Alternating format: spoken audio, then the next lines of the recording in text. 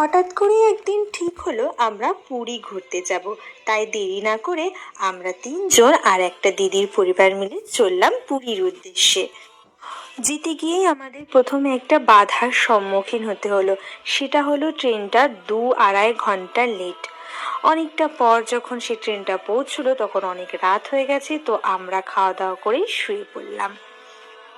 সকালের পরিবেশটা খুবই সুন্দর ছিল, কারণ ট্রেনের মধ্যে আমরা ধিকি ধিকি চলছি আর বাইরে প্রকৃতি যেন আমাদের সাথে সাথেই চলছে।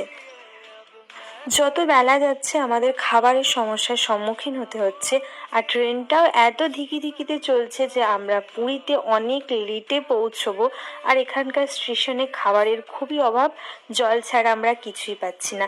আর আমার পাকু পেটে খিদে রয়েছে, কিন্তু ধেই ধেই করে নাচা ওর যাচ্ছে না, ও নিজের মতোই রয়েছে। তো অনেক কষ্টে আমরা পুরীর একটু আগে স্টেশনে নামলাম। আর এই যে আমাদের হোটেল, আমরা কিছু খাওয়া দাওয়া করে সমুদ্রে ঘুরতে গেলাম।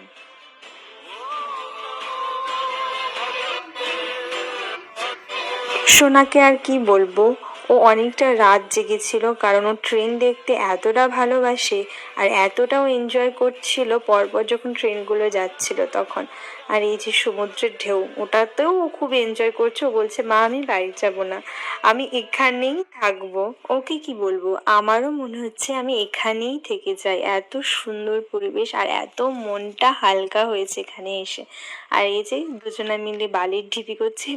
তো পরের দিন সকালে অনেক কষ্ট করে আমরা শ্রী জগন্নাথের দর্শন করার পর আমরা একটু ওখানকার এলাকার যে মন্দিরগুলো ছিল সেগুলো দর্শন করতে গেছিলাম।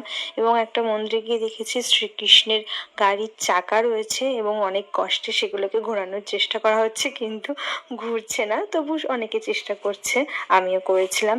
আর এই যে সাপগুলো, বিভিন্ন রকমের সাপ রয়েছে এখানে, যেটা দেখতে খুবই সুন্দর। 188 না কতগুলো সাপ ছিল আমার মনে নেই। আর এই যে নারায়ণের মূর্তিটা অনেক বড়, অনেকটাই বড়, দেখতে সত্যি খুব সুন্দর লাগছিল। এবং আমরা গুপ্ত বৃন্দাবনে গেছিলাম, যেখানে একটু ছোট্ট করে শ্রীকৃষ্ণের লীলা রয়েছে। আর এই যে আমার পাকু অলিতে গলিতে শুধু ওই ঘুরে ঘুরে বেড়াচ্ছে। জানি না কোনোদিন বৃন্দাবনে যেতে পারবো কিনা, সে সৌভাগ্য হবেও কিনা, কিন্তু তার একটু ঝলক এখানে দেখে নিলাম। এটাই অনেক, সত্যি মূর্তিগুলো খুবই সুন্দর ছিল।